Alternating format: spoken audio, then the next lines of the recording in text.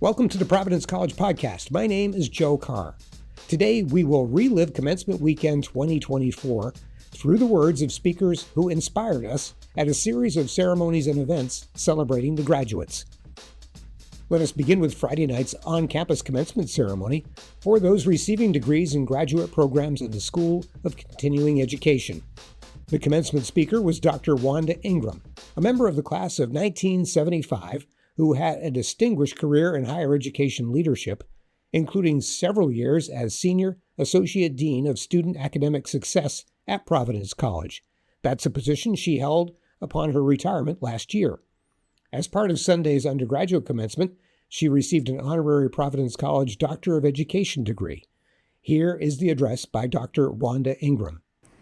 Father Sicard, Executive VP, and MOLAC, honored guests, members of the graduating class of 2024, faculty, parents, friends, it is truly an honor and a shock to be up here.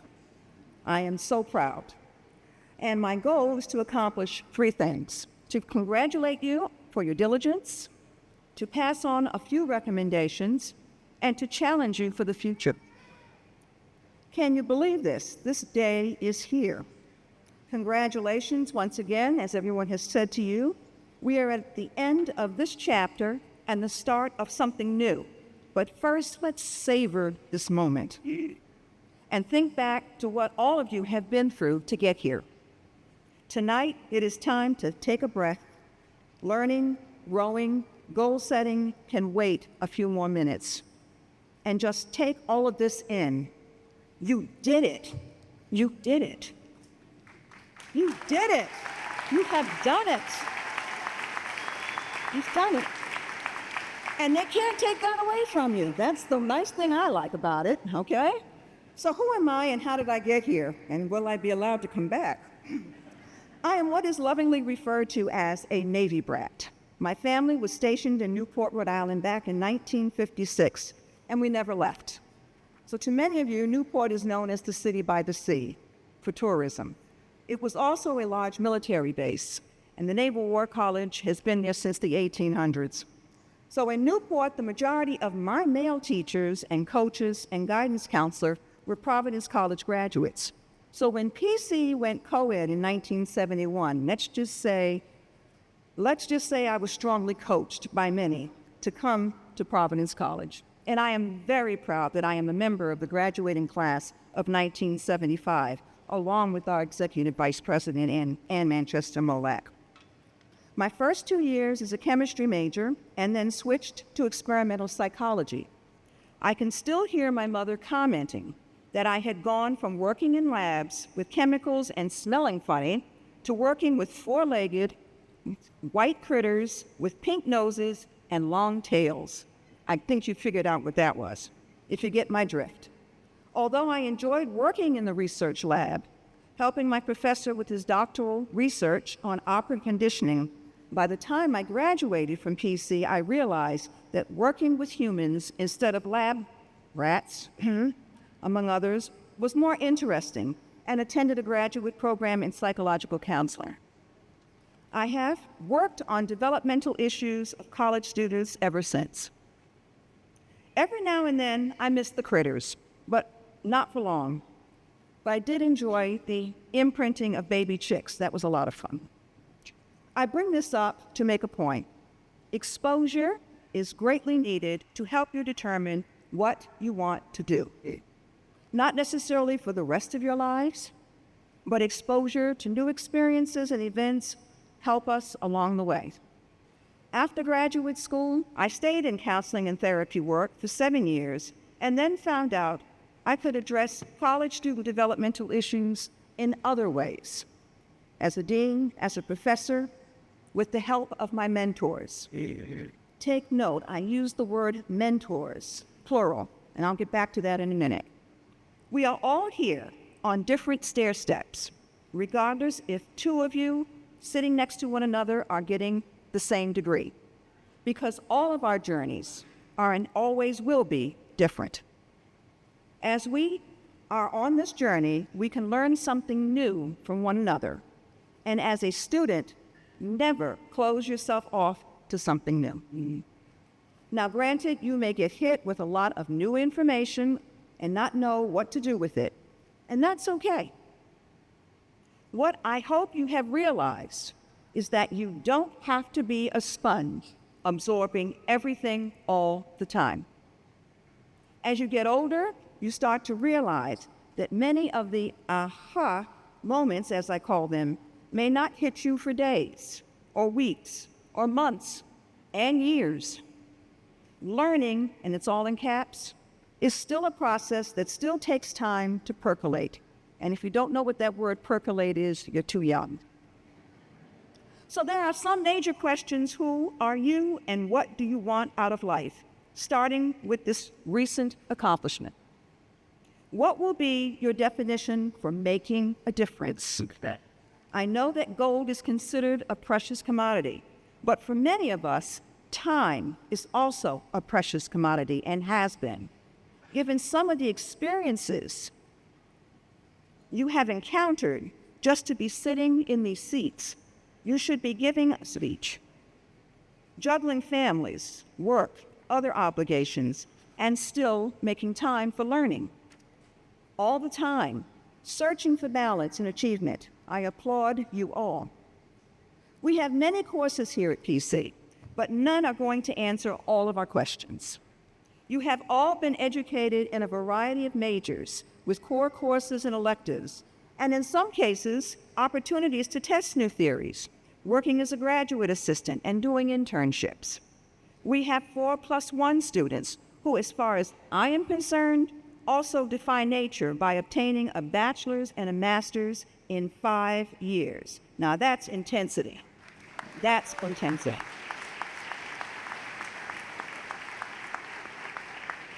So a few recommendations to pass on. First of all, the 3-letter word try. Otherwise, you won't know if you can, another 3 letters. As an educator, I have to say, we want you to leave your comfort zone. It's the only way you will grow as an individual, and everyone does that differently. Whether you take another course or not, goal setting has and should always be a key factor in your lives. Whether you received all A's, you can still fail Human Being 101. Don't forget where you came from. Technology gives us so much more help, information, and assistance. Take advantage of it all. And realize that no one size fits all when it comes to being successful. With one hand, hold on to your mentors and be grateful, but extend your other hand back so you can mentor someone else. Pay it forward. It's on to your next adventure that should include happy times, some coincidences, some failures, and hopefully many successes. You're here because you worked hard, learning, growing, and dreaming. Catch your breath before the next chapter begins. Another key word, determination. It implies a firm sensation of purpose and commitment to reaching goals or following a particular path by working hard and being flexible. That was a mouthful. Those who know me know one of my favorite words is perseverance. Persistence in doing something despite difficulty or delay in achieving success. Let's face it, hard work can lead to success, especially with the support of your friends and your family out here. Find your purpose so you can contribute. It's not necessarily what you achieved, but how you did it, and can you do it again? Think back to what kind of journey it took for you to be here tonight. If it was all grins and giggles, you probably didn't learn much. There has to be challenges, stepping outside your comfort zone, taking risks, and owning your mistakes. Take the time to listen and not make assumptions. There is nothing wrong with being uncomfortable at times. There will be certain key words like letdowns, setbacks, etc., that will occur. Grow, in caps again, grow with them. Realize that every day is a new lesson. Transferable skills are the greatest of importance. There are so many key words for us during this time, and some will change after tonight. Work on weaknesses, keep strengths, and help them to grow. Come up with action words for yourself to inspire. Challenges for the future?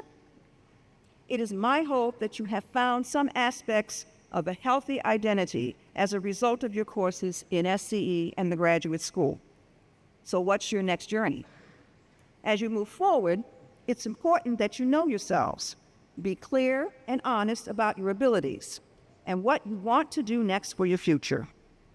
With keywords, satisfaction and enjoyment, the definition of success means something different to each one of us.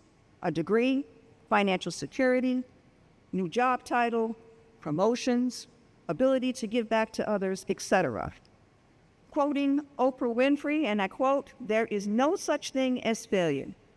Failure is just life trying to push you in another direction," end of quote. You all have talents and skills and abilities. So if it didn't work the first time, try it again. When you make mistakes, work on correcting them, not obsessing over them. Become more determined, courageous, and resilient each time. With responsibilities and roles that we have, for many of us, family obligations are first and foremost. Hold on to your mentors and add to your support systems. Self-care and support equals balance and personal and professional growth. Build on what you have been taught and add to them. Don't be a legend in your own mind. Be honest with yourself and never forget where you came from. Take the lessons that you learned and add these experiences to your toolbox. Now, many of us in this room are more accustomed to receiving everything electronically. Tonight should also be one of those times where you truly appreciate paper. I am talking about your diplomas. It makes what you have accomplished real, tangible, and you can show it off. It's making a statement of accomplishment. So get those frames ready and put them on display on somebody's wall. Once again, I say you earned this accolade. Now, with all the juggling that you've done to make this successful episode happen in your lives, once again, what's next? Words like excitement, challenges, obstacles. Is there a routine you'll go back to now that this chapter in your lives is finished? What's your biggest goal right now? A lot of questions.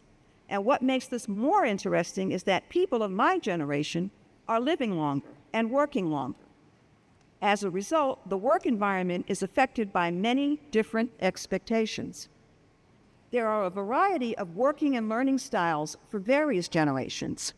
The processing of information in the workplace by such diverse generations is why I am such a hard pusher for having mentors for work cultures, diversity, and flexibility. We have Gens, Millennials, Zillennials, Gen X, Baby Boomers, thank you very much, and even some silent generation members. A lot of them are active board members and owners of some of the companies we're talking about. Finding a balance is most important. As if you haven't had enough homework, I make this recommendation. If you are not aware of these multi-generational issues, depending upon your major, you may want to look at some of the research done by Claire Rains. You're going to learn a lot. Success is usually possible because of the help of others. There is a lot of work and sacrifice to be in these chairs. After gaining all this knowledge, it can be hard for some of you to decompress and switch gears. But some of you will need to, and that's okay. Gaining new knowledge and skills, we know, isn't easy. You all found a way to balance and redefine your titles. For that, I applaud your stupendous work. Keep your PC connections.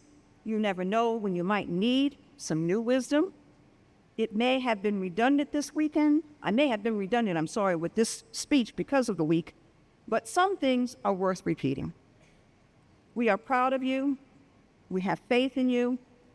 Go do great things.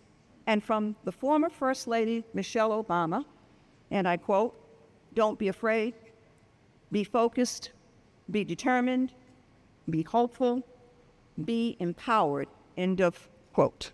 Congratulations, fellow Friars. Bless you and thank you for listening. And know what comes next. Go Friars. Thank you. Saturday morning's academic awards ceremony provided the opportunity to recognize several class members for outstanding academic achievement. Philosophy professor Peter Costello, winner of the college's Joseph R. Accinno Faculty Teaching Award, gave the faculty address. I'm honored to recognize the excellence of all of you graduating seniors today on behalf of the faculty. What I'd like to do briefly is first to talk to you about the journeys to this day of recognition, and second, to offer a challenge to you. A number of you here today are members of ROTC. Within a demanding military science program, you were able not only to train to protect your fellow citizens and defend our country, but also to do a fantastic job at your studies. A number of you are Division I athletes. Again, like those in ROTC, you had so much placed upon you, especially in season, and yet you did so well. A number of you have had to work multiple jobs in the summer, in the school year, just to make ends meet, and yet here you are, still balancing all of that. A number of you are first-generation students without a developed blueprint for how to take on the rigors of an excellent education, and yet with all of your family's hopes pinned on you, you excelled beyond their wildest imaginations. And finally, a number of you excelled while suffering illness or loss. So many of you then were not just excellent, but excellent within very demanding situations. Now all of this, all those situations, are true for each graduating class. But what makes all of you in this room special is that you did all of this in the midst of a pandemic. You were excellent, let me emphasize, even when we, the faculty, were not at our best. And you should be commended for that. We faculty members switched to Zoom, disheveled and ill-prepared, anxious for ourselves and our families, and you extended to us patience and kindness. You forgave us and helped our classes go well anyway. We, the faculty, owe you a great debt for your commitment and willingness to engage. Thank you. Awesome.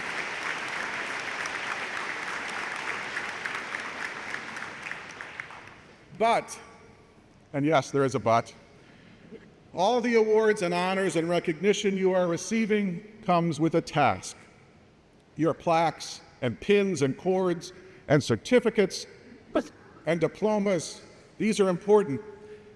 They are like the diploma, the medal, and the testimonial given by the Wizard of Oz to the Scarecrow, the Lion, and the Tin Man. However, the diploma or the medal or the testimonial is not the end of the journey, but the sign of something new. After you're receiving your awards, the task is for you, who are now recognized for your excellence, to recognize and reward excellence wherever you witness it. A number of you, many of you, will have children of your own, adopted or biological. And they will be excellent children because they will be yours. They will make drawings, or write something, or say something. And in so doing, they will show you excellent thinking. Reward it. A number of you will be platoon leaders, business leaders, directors of a laboratory. You will have soldiers, teammates, co-workers, and they will be excellent because they are yours. When they do things in an excellent way, recognize them. Give to them what we are giving to you. In a dialogue by Plato called the Meno, which some of you read in DWC, Socrates is asked a question: can excellence be taught? And his answer is basically no. Nothing can be taught. he says.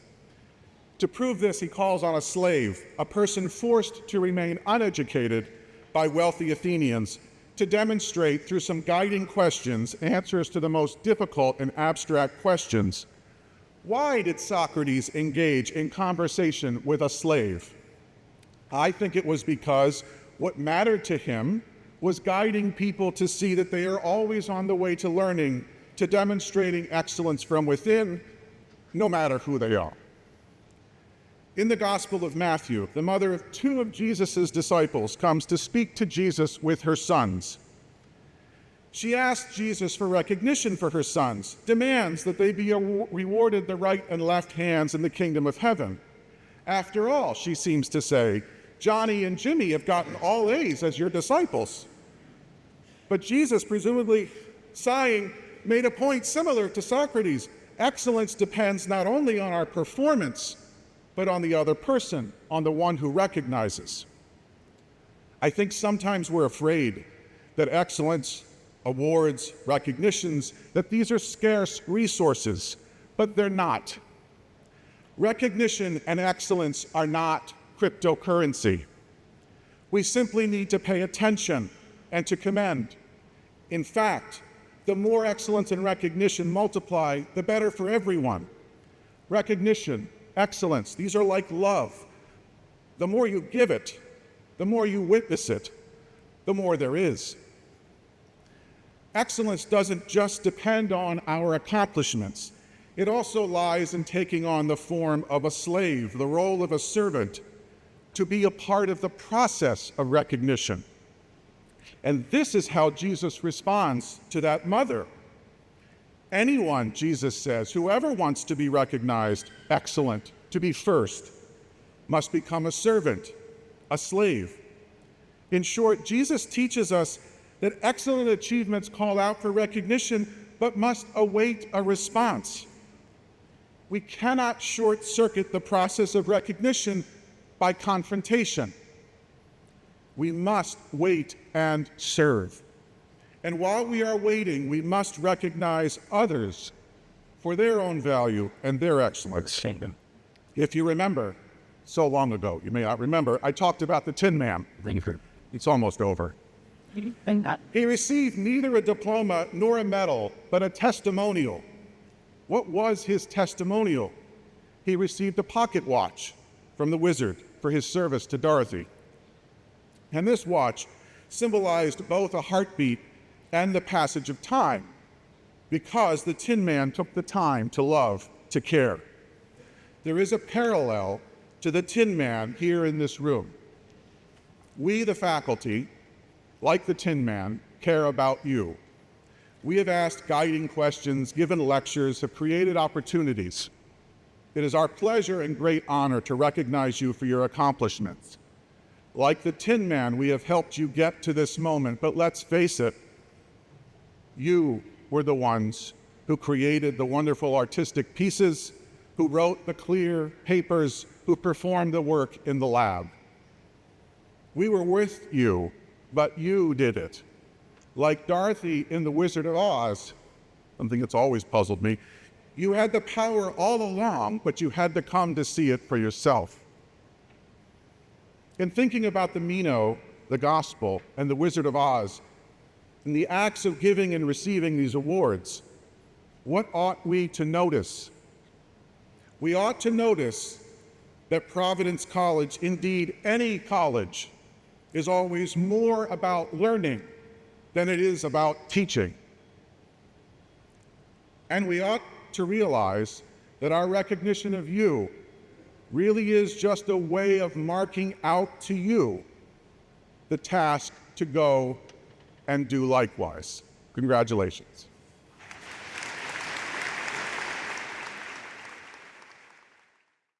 Three members of the class of 2024 finished with perfect 4.0 grade point averages, tied for highest in academic rank. One of those students, Avery Budnik, a Mashpee, Massachusetts resident who graduated with an elementary special education degree, addressed the audience. Good morning.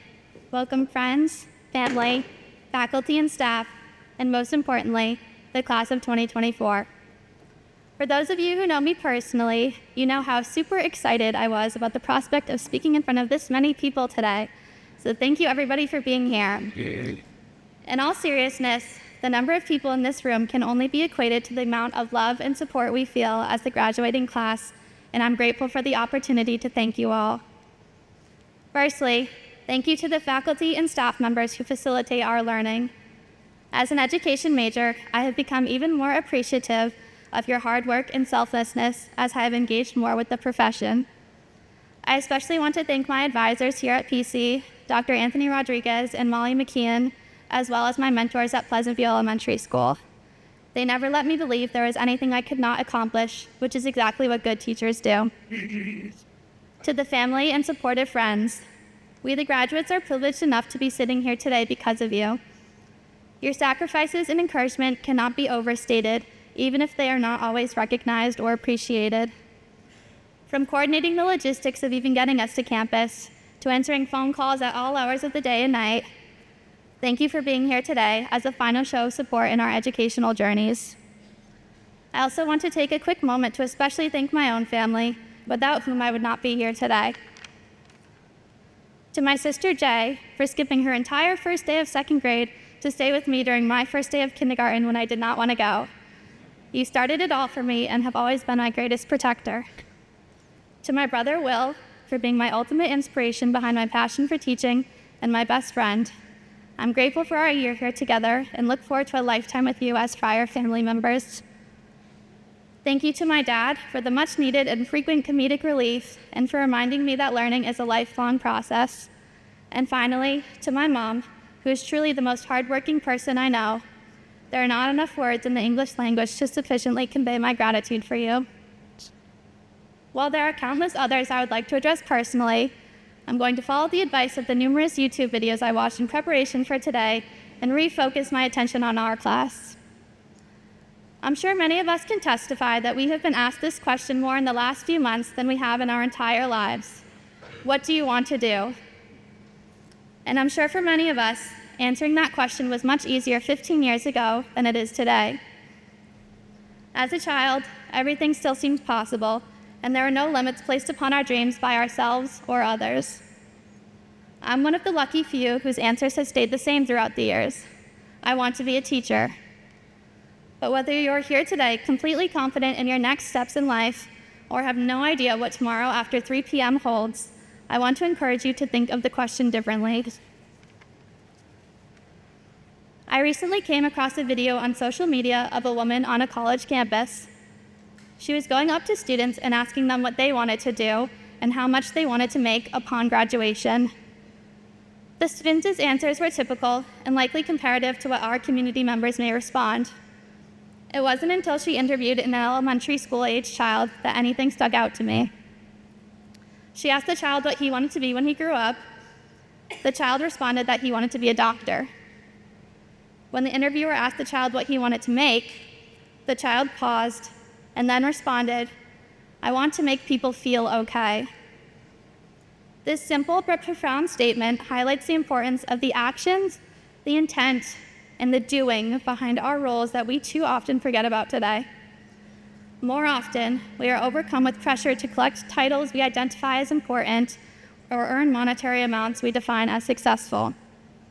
In this, we miss the most important part of the question. What do you want to do? For me, becoming a teacher is more than just a career choice. While I am in search of one particular title, I am determined to accomplish much more than what one may anticipate from that single descriptor.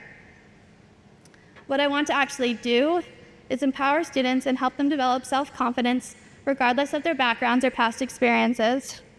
I want to make my students happy, and I want to make them feel safe. The one thing I won't have to do, however, is teach my students to dream with pure intentions. This is something I believe we are all born with and is never too late to reactivate. As for all of us, it doesn't matter if our dreams have changed a million times over the years. I personally do not know any second graders who know what political science, health policy management, or quantitative economics is, so I'm confident in saying that it is healthy to evolve in this way. However, don't let the roots of your dreams change even if the fruits of your efforts look different than what you once imagined. In closing, this is our opportunity to get out into the real world and do something good.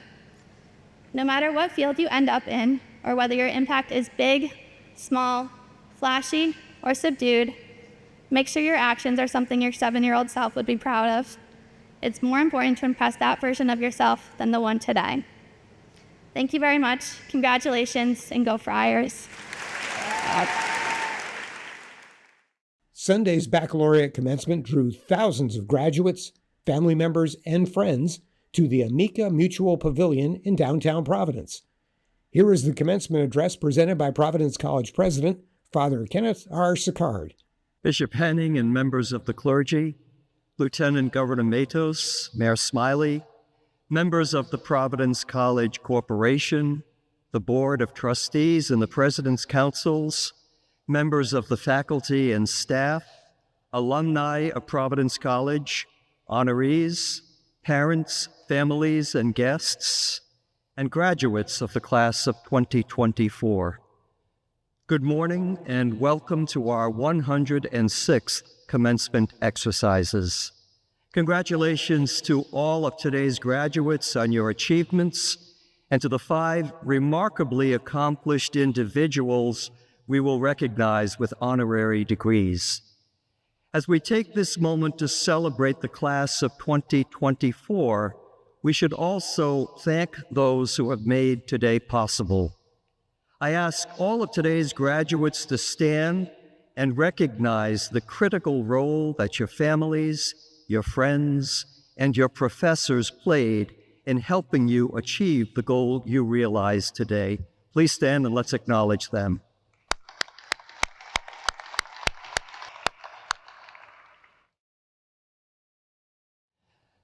You can be seated. The class of 2024 will always occupy a special place in our memories and in our hearts.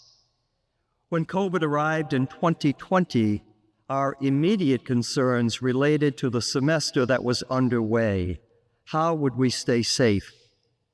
How would we provide classes remotely? Once we gained our footing, we turned to another concern, the class that would begin with us in the fall, mostly comprising those graduating from high school in 2020. To be honest, we were worried about you. You were missing so much at the end of your senior years of high school.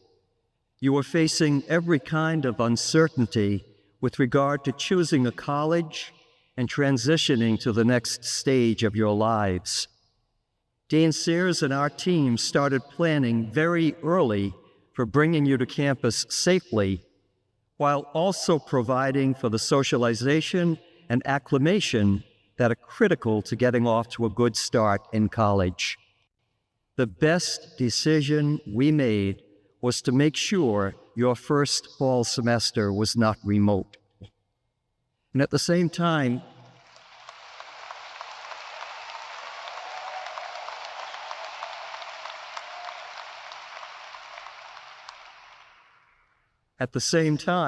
you were navigating uncharted waters. Most everything you expected was called into question. Of course, you had doubts, but you overcame those doubts and decided on PC, starting a journey that would have many twists and turns, but one that would lead to the realization of your goals here today. And here we are, celebrating the great Providence College success story that is the collective achievements of the class of 2024. You took a chance on PC, and to the trust you showed us, you have added tenacity and resilience. It was a leap of faith. Faith is the ability to believe what we cannot see and is one of the greatest gifts God has given us, and yours has been rewarded. Not only by the degrees you receive today, but by all you have learned and experienced along the way.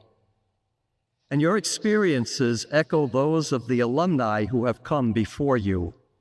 You have learned from our faculty, you have had opportunities to deepen your faith, and you have made friends for a lifetime. It is you, our students, who inspire our collective imagination and motivate our work to continue pushing forward, to making sure that Providence College continues to advance, to thrive, to grow in ways that will make you proud as alumni. And you have seen a lot of that progress during your time here, even though we all faced challenges. Our student population has grown, and applications are at an all-time high. National ranking services continue to endorse PC as a high-quality choice, affirming your good judgment. We establish a Phi Beta Kappa chapter and a School of Nursing and Health Sciences while opening Shanley Hall and investing in the things that make our student experience of the highest standards. And we beat Georgetown right here in this building.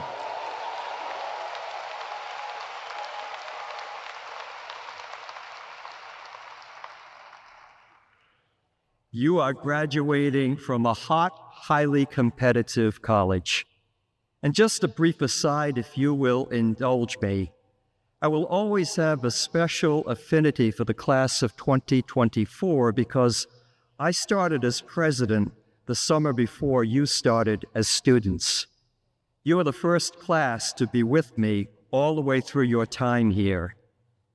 And we administrators and faculty become conditioned to measure time in 4-year stretches, so today marks a bit of a milestone for me too.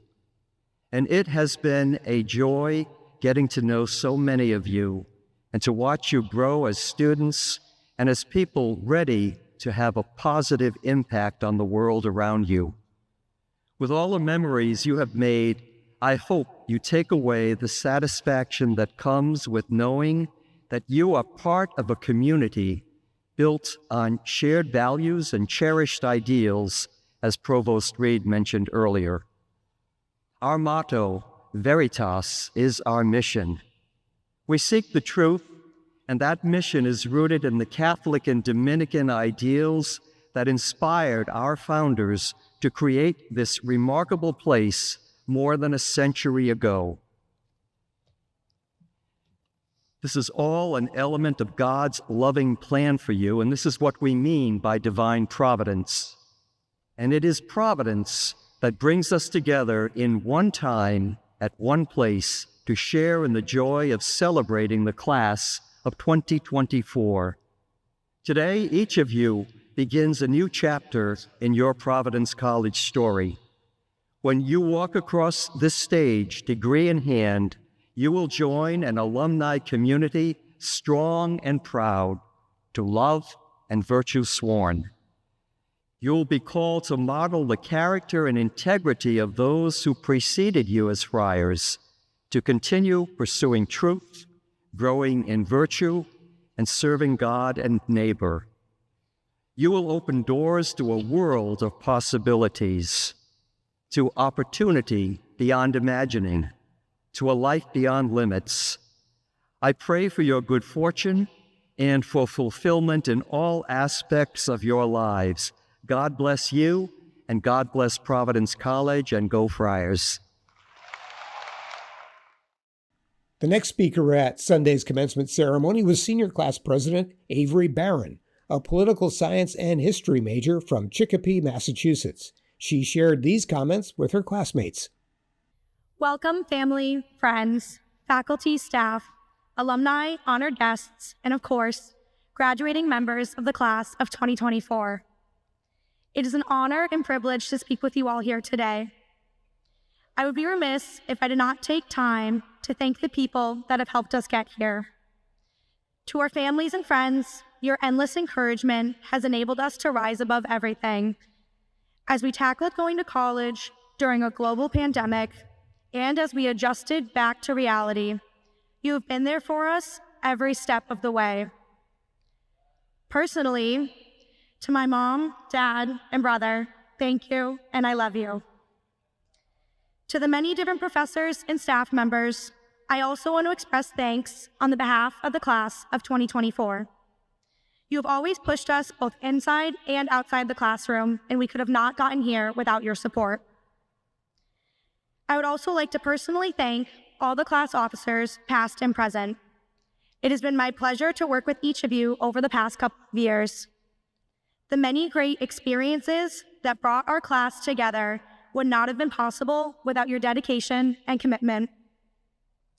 Now, as I contemplated how to start this speech, I decided to look up quotes for inspiration. One that immediately stuck with me was, "I always get to where I'm going by walking away from where I've been."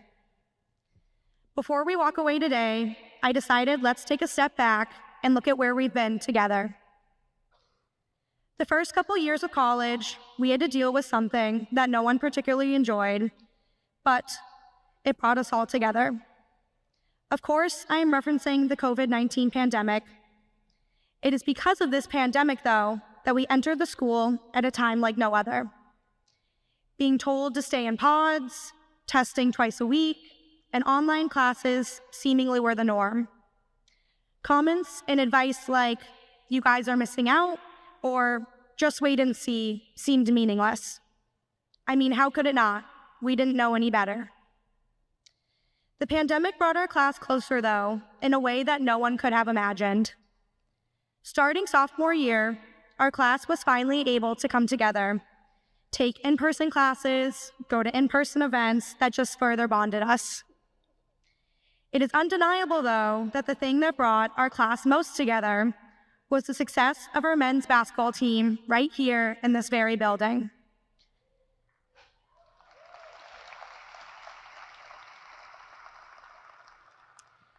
The theme of luck that was personified on the court that year finally seemed to be applying to us. Junior year threw a new twist. As we were finally starting to connect, half our class went abroad to experience new and exciting places. We had students ride camels in Morocco, wear matching Oktoberfest outfits in Germany, and go snorkeling at the Great Barrier Reef. The students who did not go abroad would subsequently love to hear, "Oh, how abroad changed me," over and over again as soon as their friends returned. Nevertheless, our class was soaring to new heights and exploring new and fascinating places. Senior year proved to be the greatest collective experience for our class, though. Finally, we were all reunited together as one. Being able to experience traditions like Senior Ring Weekend and traveling together for spring break, our class has never been closer. As we near the very end, I know many of us would wish for one more Brad's Thursday or one last Dean Sears email motivating us to get the job done. All I suppose I'll have to do, Dean Sears, I hope this next part leaves even you feeling inspired. A famous Japanese myth can be adapted to the experience of being a Providence College student. It holds that human relations are predestined by a red string that the gods tie to the pinky fingers of those who find each other in life. Legend has it that the two people connected by this thread will have an important story regardless of the time, place, or circumstances.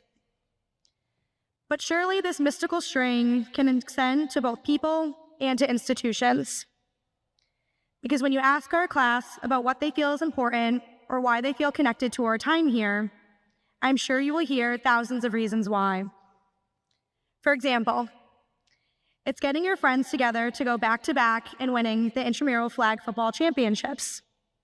It's being a 6th Gens member and making everybody laugh, but still being able to tackle important issues like advocacy and diversity.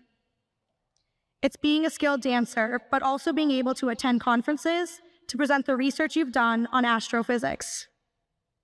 It's having our athletes on all levels, like women's club lacrosse or varsity women's track and field, dominate in their respective sports, sealing their fate in school history.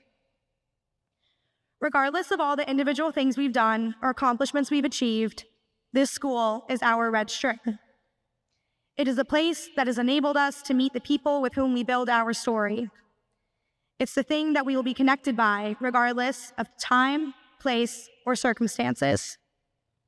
No matter wherever we go or who we become, there will always be this string tying us back to here, to our Friar family. So, as we walk away from where we've been, I suppose there are only 6 words left to say. Providence College, you belong with me. Congratulations, class of 2024. God bless and go Friars. Sunday's commencement ceremony concluded with a commencement address by Dr. Arthur C. Brooks, a professor in the Harvard Kennedy School and the Harvard Business School. A social scientist of renown, he is an expert on happiness. Dr. Brooks, upon whom PC also conferred an honorary degree on Sunday, delivered these remarks. Father Sicard, Bishop Henning, faculty, trustees, families, and most importantly, my fellow degree recipients from Providence College. What a delight it is to be with you here today. I'm honored to be receiving this honorary degree, and even more so, to address you on this most joyous day of this incredible achievement. Now, as you heard in that gracious introduction from Father Sicard, I left college at 19. That was not my choice. I dropped out of college. Well, dropped out, kicked out, splitting hairs at this point. I didn't have the experience that you're having here. I went on the road as a musician because that was all I knew how to do. I had to make a living. I spent all my 20s working as a musician. My parents called it my gap decade. I made it back to college by correspondence and graduated a month before my 30th birthday, and I always wished I could have had this experience, this beautiful social and intellectual experience that you're having. But you know what? I am having this experience through the eyes of my daughter, Marina. She's a psychology major, will be right here. I'll be in the audience as a parent 1 year from now. She's having a wonderful experience at this beautiful college. She's also a women's rugby player, I'm happy to say. Yes, indeed. The day after tomorrow, she'll be leaving for Quantico, Virginia for the Officer Candidate School of the U.S. Marine Corps.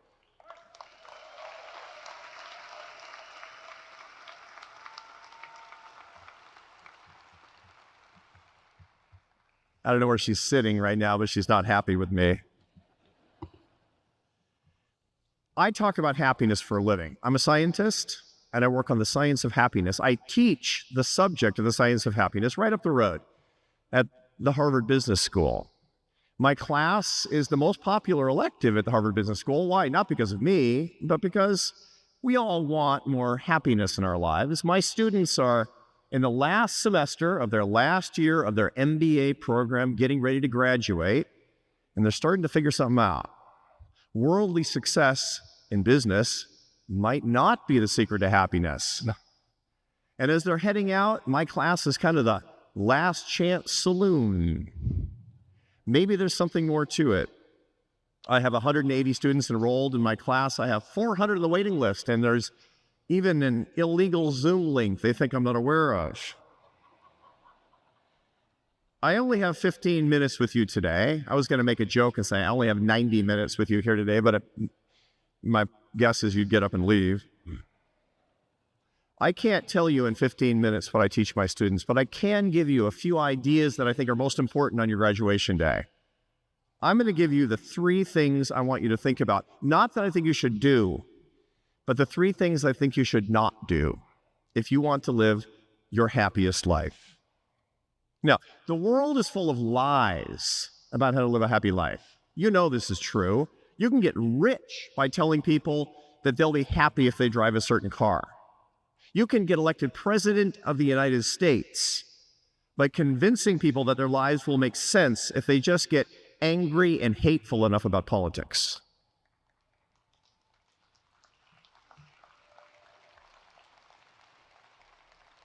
That's all the bad news I have in my speech. Now the good news. There's not just lies out there. There are people who tell the truth as well. There's a specific group of men and women who've dedicated themselves to correcting the lies about the good life, and they've been doing it for 800 years. This is the Dominican order of sisters and brothers and priests.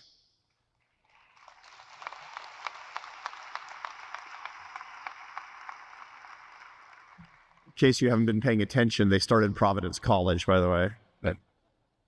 I want to tell you about 3 big lies that the world has probably told you that can really hold you back if you pay attention to them. And then I want to give you the truths that the Dominicans have taught over the centuries that can save you a lot of trouble in your life.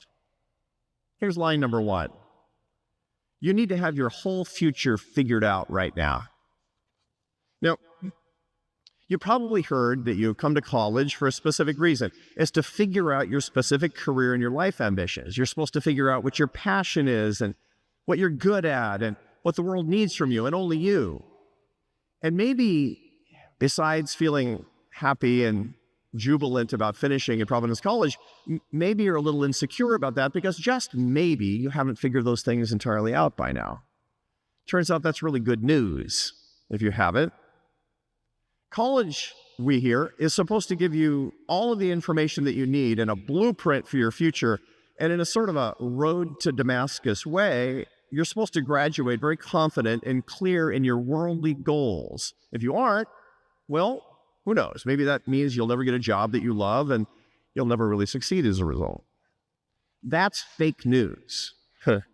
In fact, you should not have your future all figured out, not now and not later. This is what we learn from a 13th century Dominican mystic, Meister Eckhart. He taught again and again that in his words, we should live without a why. Now, that could be misinterpreted as if we should be directionless or not have goals in this life, and that's not what he meant at all. He meant that we should always remember that there's one ultimate goal in life, and everything else is subservient to it. We should be flexible in everything except in loving God and loving others. That's what we have to be focused on for the rest of our lives. That comes before our careers and our money and our worldly ambition. Look, ordinary goals are good. I recommend them to everybody, including myself. A lot of research shows that, of course. But they should be just intentions, not attachments, directions in life, not attachments that distract us from loving others and doing God's will. If you're still a little insecure about your future right now, I have a secret. Me too. And all of them too. And that's a good thing. We should work hard in whatever opportunity we find on this earth and in our lives, but stay open to God's providence.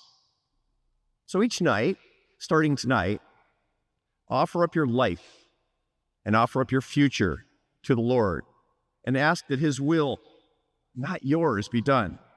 Let God guide the incredible adventure of your life, starting today.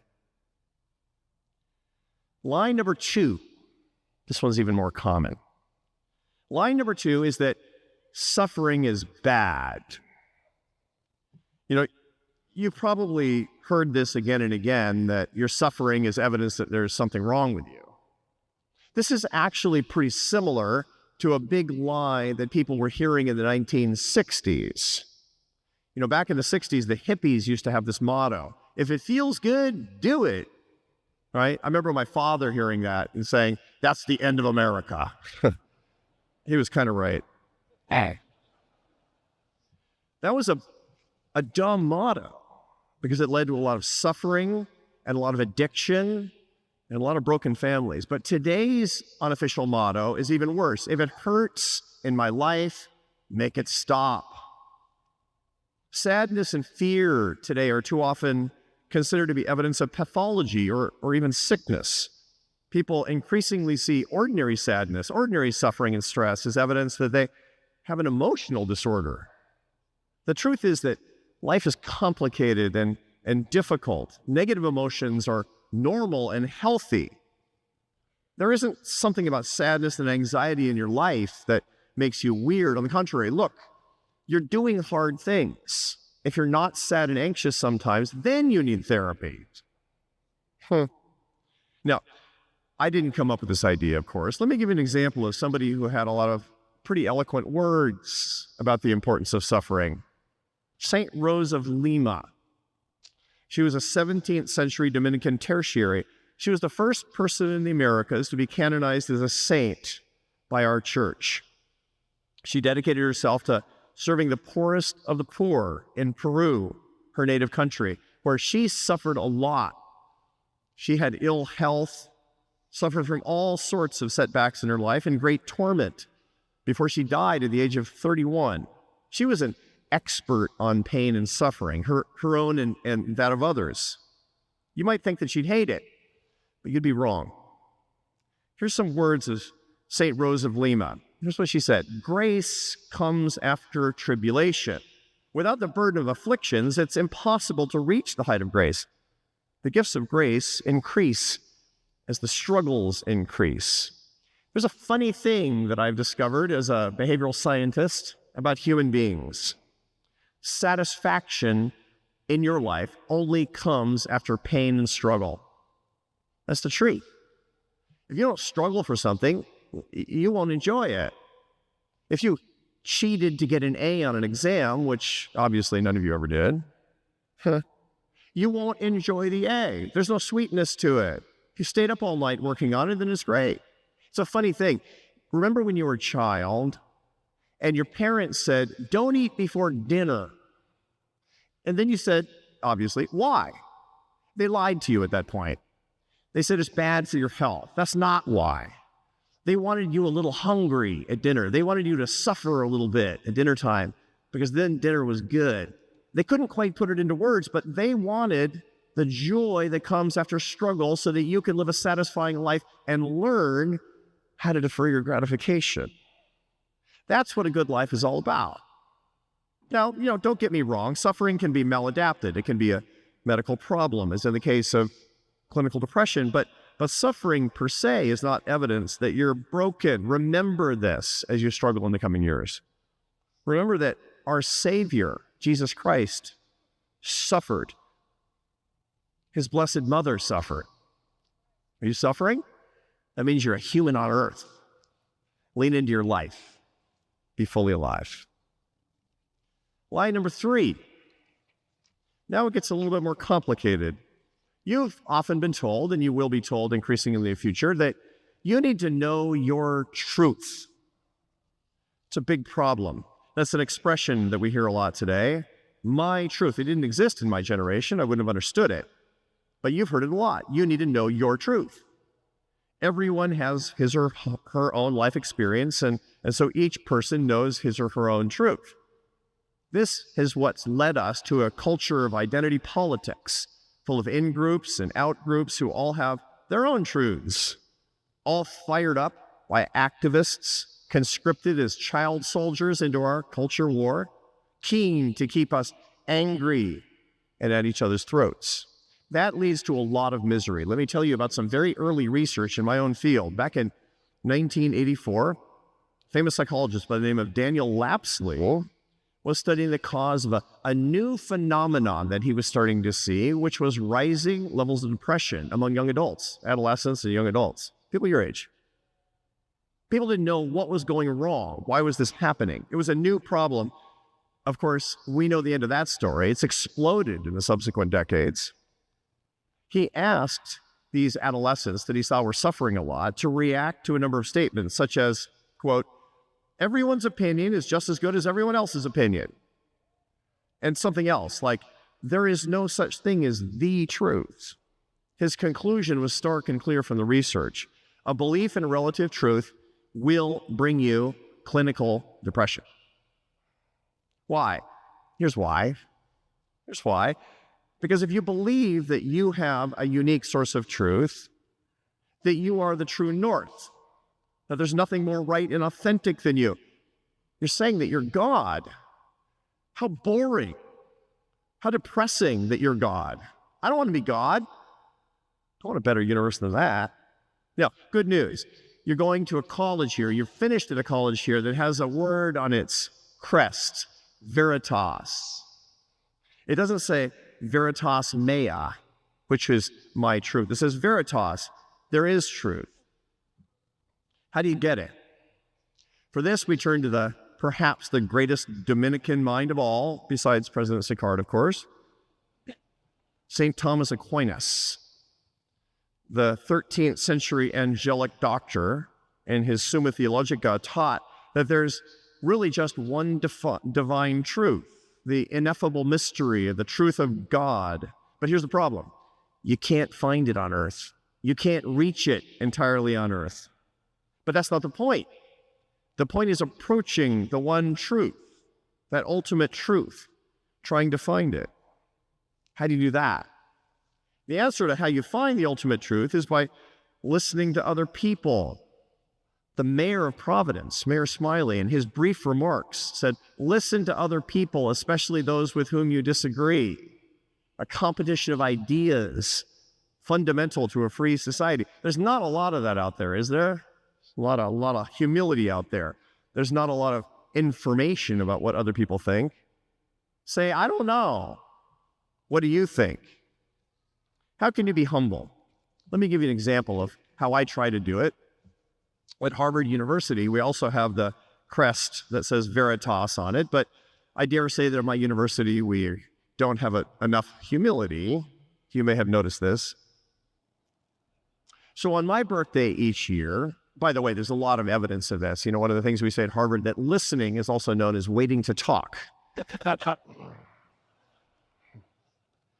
On my birthday each year, to practice a little bit of humility, when I was a younger man, I used to have a bucket list. Y'all know what a bucket list is. It's a metaphor where you take your cravings and desires, your attachments, and you write them down, and you imagine yourself succeeding in all these things, consuming all of these things.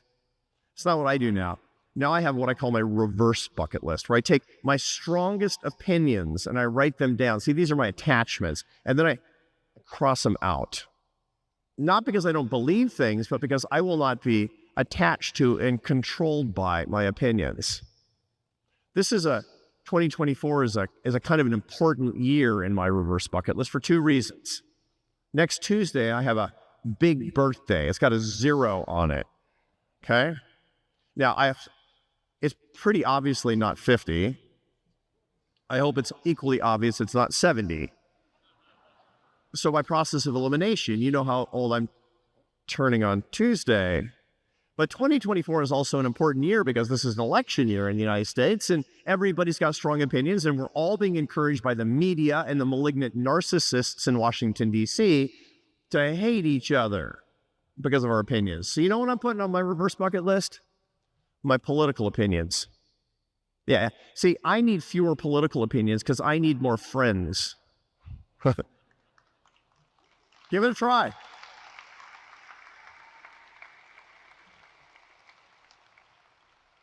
Humility is the secret of happiness. Humility is the true secret of success in life. Here's a quote from St. Dominic de Guzman himself. Wear humility rather than fine clothes. That's not just about being virtuous. It's about being happy. Now, I'm almost done, but I want to sum it up in something that you can remember because this is a graduation speech, and nobody ever said I remembered every word of my graduation speech. Let me give you a formula. No, let me start with the world's formula of lies on how to live a good life. See, it sounds really simple and easy, but it's all upside down. Here's what the world tells you to do. Graduate from college today and do 3 things. Love things, use people, and worship yourself. That's what the world tells you to do. Use things in your life, materialism, material success, etc. That'll bring you happiness. Use people. People are there for your consumption and your gratification. Do that. And last but not least, don't forget that you're the star of your psychodrama. You're the only thing that matters. Worship yourself. That's what the world tells you to do. I get it. I'm in the world too. The right formula for happiness is to sum up all of this Dominican wisdom that I've been summarizing here in my remarks. Sounds just like that, but it changes the verbs and the nouns. So here's what I want you to remember in 6 words for everything that I'm saying here today. Use things. Good. It's abundance. It's freedom. This is America. But don't love them. Only love people. Because people are made to love in God's image. And most importantly, worship God. Here's your formula. Use things, love people, worship God.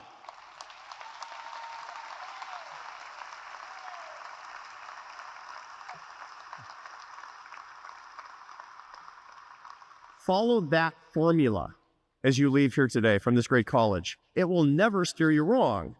You'll begin a journey of love and excellence and truth. And you know what? It'll bring you the happiness that you deserve. God bless you on this great day. God bless Providence College, and go Friars.